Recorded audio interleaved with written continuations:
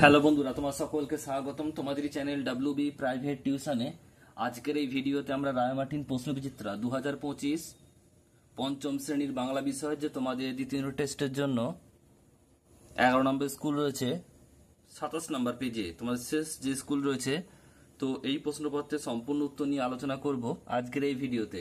ক্লাসের PDF পাওয়ার জন্য আমাদের টেলিগ্রাম চ্যানেল জয়েন করে নিও, সেখানে তোমরা বিনামূল্যে কিন্তু PDF পেয়ে যাবে। আর টেলিগ্রাম চ্যানেলের লিঙ্ক তোমরা এই ভিডিওর ডেসক্রিপশন বক্সে পাবে। তো চলো ভিডিও শুরু করা যাক। দেখো, তোমাদের যে ছোট প্রশ্নগুলো রয়েছে, সঠিক উত্তরটি নিচে দাগ দাও। একেরটা, ভেবে পাইনে নিজে, এই পংক্তিটি কোন কবিতার অংশ? মায়াতরু। দুটো ছোট নদী মেজবার ফলে যে ত্রিভুজ খণ্ড তৈরি হয় তাকে বলা হয় ট্যাক। বলছে সকাল হলো যেই একটিও ড্যাশ নেই মাছ। বলছে ময়দানব্যেরা সব ড্যাশ ছেড়ে চলে গেছে, দে গোল বলে ধরবেই ঠেসে তাবু। পরে প্রশ্ন হচ্ছে 2 দাগের, এটা হচ্ছে শূন্যস্থান পূরণ করো। একেরটা, পশ্চিমবঙ্গের উত্তরে হিমালয় পর্বত, অথবা এমন সময় গভীর জঙ্গলের মধ্যে একটি ক্ষুধার্ত বাঘের সঙ্গে দেখা হলো।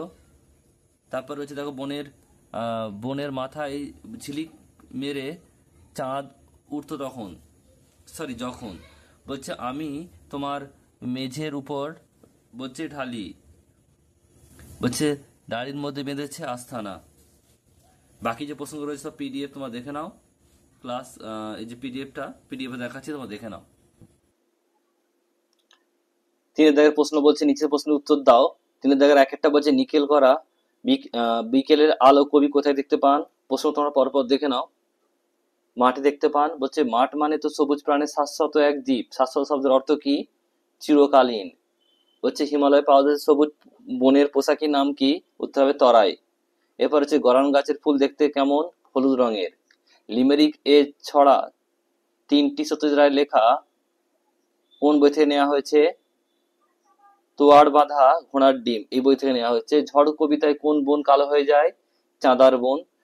বলছে কিরকম জলে পাড়ি দিয়ে মাঝি তাড়াতাড়ি আসলো? কালো জলে।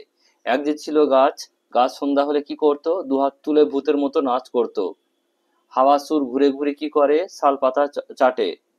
চারিদিকে বলছে দেওয়ালেতে ছায়া কালো কালো, এই লাইনটি কোন কবিতার অন্তর্গত এবং কার লেখা?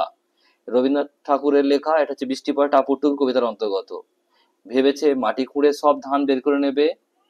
এখানে কার ভাবার কথা বলা হয়েছে? কুমিরের ভাবার কথা বলা হয়েছে। মধু আনতে বাঘের মুখে কার লেখা? কারা কারা মধু আনতে গিয়েছিল? মধু আনতে বাঘের মুখে শিবশঙ্কর মিত্রের লেখা। ধনাই, আরজান আর কাফিল মধু আনতে গিয়েছিল। কার্তিক ঘোষ কত সালে কি লেখার জন্য সংসদ পুরস্কার পান? 1976 সালে বলছে টুমপুর লেখার জন্য সংসদ পুরস্কার সম্মানিত হন। তোমার পায়ে পড়ি আমার এই বিতিকিচ্ছিরি পাতাগুলি তুমি পাল্টে দাও। কি কাকে এই কথাগুলি বলেছিল? বিতিকিচ্ছিরি কথার অর্থ বর্ণনা করো, পাতা বর্ণনা করো। ফণি মনসা বনের পরীকে কথাগুলি বলেছিল। পাতাগুলি দেখতে বিচ্ছিরি আর ছুচালো। এরপর রয়েছে দেখো 5 দাগের, বলছে সমর্থ শব্দ লিখতে হবে আকাশ, গগন, গাছ, বৃক্ষ। চেয়ে শব্দটি ব্যবহার করে লিখতে হবে কি? চেয়ে মানে হচ্ছে কারো কাছ থেকে কিছু নেওয়া। অমল বিমলের কাছ থেকে পেন চেয়ে খাতায় লিখলো। আর একটা চেয়ে মানে হচ্ছে তাকিয়ে থাকা। এটা লিখবে যে অমল বিমলের দিকে চেয়েছিল। এরপর হচ্ছে দেখো 5 দাগে 3 লিঙ্গ পরিবর্তন করতে হবে। প্রকাশ, প্রকাশিকা, বঞ্জি, বনপো, গুণবতী, গুণবান, বিদ্বান, বিদুষী, কবি, মহিলা কবি, ভূত, পেতনি, অন্যতম, অন্যতমা, সাহেব, মেম। এরপর হচ্ছে এক বচন থেকে বহু বচন। আমি, আমরা, গাছ, গাছগুলি, বন্ধু, বন্ধুরা, মাঠ, মাঠগুলি। এরপর বাক্য রচনা করতে হবে। হঠাৎ দিয়ে বাক্য রচনা করতে হবে। লিখবে যে হঠাৎ আকাশে মেঘ করে বৃষ্টি নামলো। এরপরে রয়েছে দেখো দস্যি। লিখবে ছোট ছেলেটি খুব দস্যি, সারাক্ষণ দৌড়াদৌড়ি করে। 6 দাগে এক একটা বলছে একই শব্দ দুবার ব্যবহার করে বহুবচনে শব্দ করি। ডালে ডালে ফুল ফোটে রয়েছে। মানুষ মরণশীল, কোন বচন? এটা বহু বচন। লিঙ্গ বিবর্তন করে বাক্যটি পুনরায় লেখো। পাঠকদের সমাগমে লেখক তার সব প্রশ্নের এক উত্তর দিলেন। পাঠিকাদের সমাগমে লেখিকা তাদের সব প্রশ্নের এক উত্তর দিলেন।